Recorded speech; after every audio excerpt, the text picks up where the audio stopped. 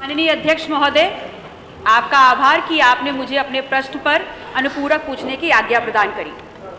जनसंख्या के आधार पर देश का सबसे बड़ा राज्य उत्तर प्रदेश है और स्वाभाविक है कि देश के अन्य राज्यों की तुलना में उत्तर प्रदेश में बेरोजगारी भी सबसे ज्यादा है। तो ऐसे में उत्तर प्रदेश के साधन संसाधन स्थानीय जो हैं और सरकारी नौकरियों से अतिरिक्त जो उपलब्ध हैं, उनमें प्राथमिकता के आधार पर यहाँ के नौजवानों को, यहाँ के युवाओं को वरीयता के अनुसार आप मिलना चाहिए। किंतु पिछले 6 वर्षों में ये दुर्भाग्य है हमारा मान्यवर कि पिछले 6 वर्षों में यहाँ पर जो भी स्थानीय साधन संसाधन उपलब्ध है, उन पर गैंग्स ऑफ गुजरात लगातार लूटमारी कर रहा है और हमारे हक और अधिकारों को छीनने का काम कर रहा है।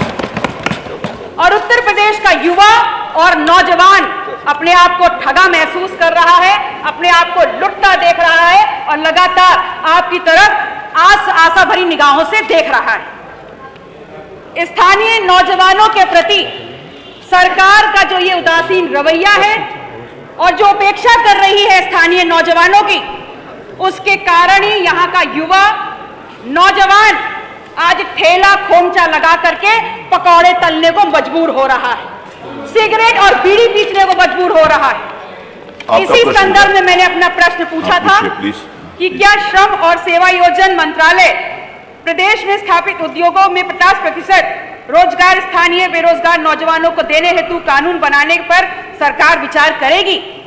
इसका जवाब मिलता है कि ऐसी कोई योजना प्रस्तावित नहीं है, और यदि नहीं तो क्यों?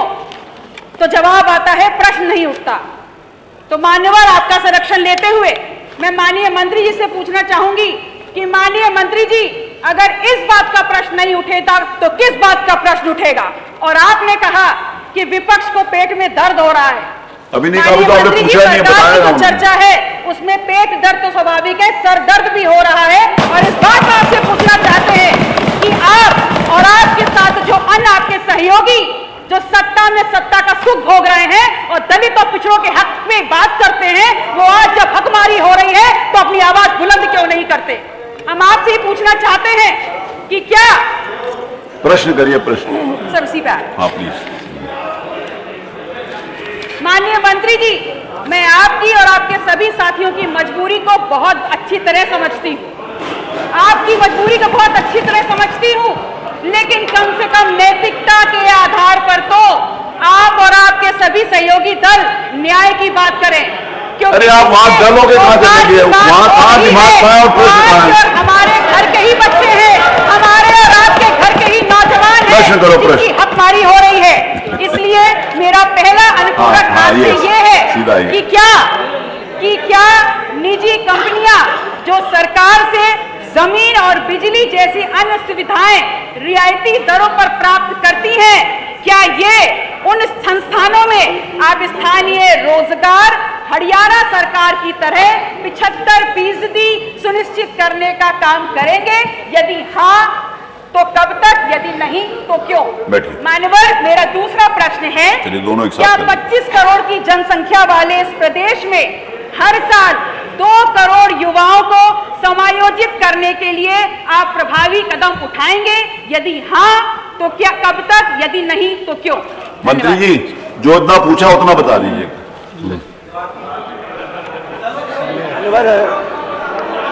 माननीय अध्यक्ष जी, माननीय सदस्य, आप पूछे, अब बताइए प्लीज। माननीय सदस्य ने प्लीज बताइए।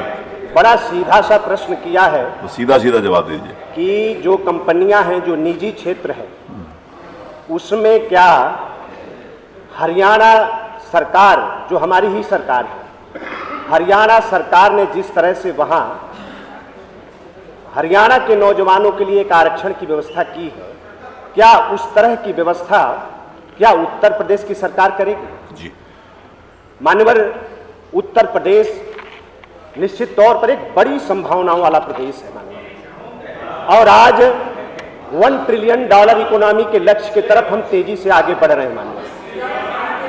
इस तरह की व्यवस्था अरे सुनने दो, अरे प्रश्न मैंने कहा कि जो पूछा उसी पर सीधा बोलूं, बोलने दीजिए ना। मेरे को लगेगा कि वो बाहर बोले तो मैं खुद निवेदन कर लूंगा मंत्री जी से। देश के कई प्रदेशों ने इस तरह की व्यवस्था की और वो सफल नहीं हो पाए मान्यवर। हाँ सही।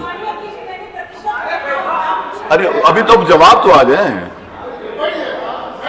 अब कहां सहयोगी दलों के चक्कर में पड़ी हो आप तो मान्यवर, कई प्रदेशों ने इस तरह की व्यवस्था की और इस तरह की व्यवस्था को प्रदेशों को वापस करना पड़ा।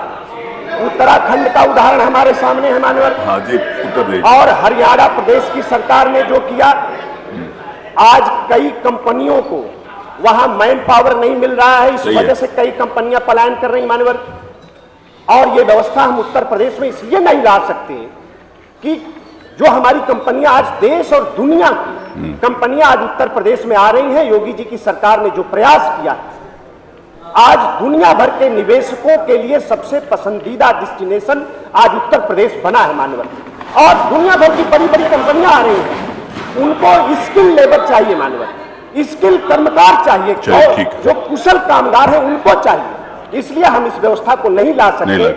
और ये दूसरे जो प्रदेश में हमारे जो प्रवासी श्रमिक जाते हैं मान्यवर, उनके साथ भी कोई अकेला व्यवहार न हो, इसलिए भी ये व्यवस्था ठीक नहीं, इसलिए हम इसको नहीं ला सकते।